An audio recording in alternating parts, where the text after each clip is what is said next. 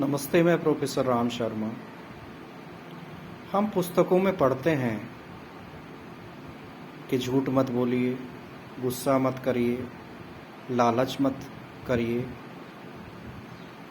पढ़ने के बाद कथावाचकों से भी यही सुनते हैं और एक कान से सुन के दूसरे कान से निकाल देते हैं।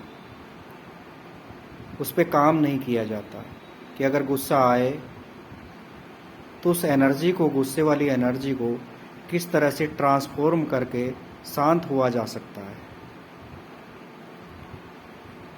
ये जितने भी लोभ, मोह, लालच, इन सब चीज़ों से कैसे बचा जा सकता है, इसके विषय में जानना बहुत आवश्यक है।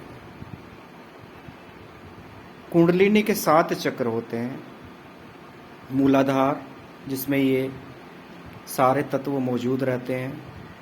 धीरे धीरे हृदय चक्र, फिर आज्ञा चक्र से होते हुए दिमाग से ये सहस्त्रार्थ कुंडली तक पहुँचते हैं।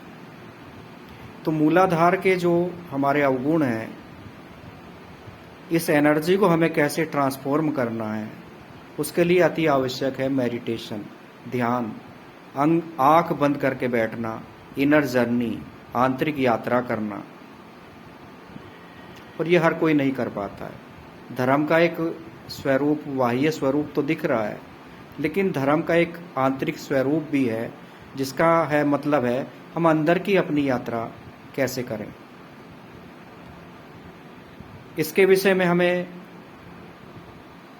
यही करना है कि सुबह हम 15 मिनट आंख बंद करके बैठ जाएं। आंख बंद करके बैठकर कोई हम विचार हमारे दिमाग में ना आए।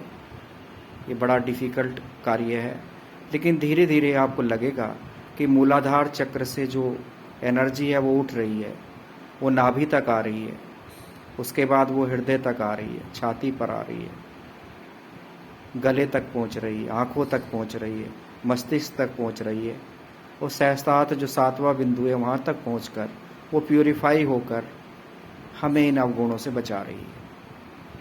ये कुंडलिनी जागरण बहुत आवश्यक है। ये जो एनर्जी है, इसका ट्रांसफॉर्मेशन बहुत आवश्यक है।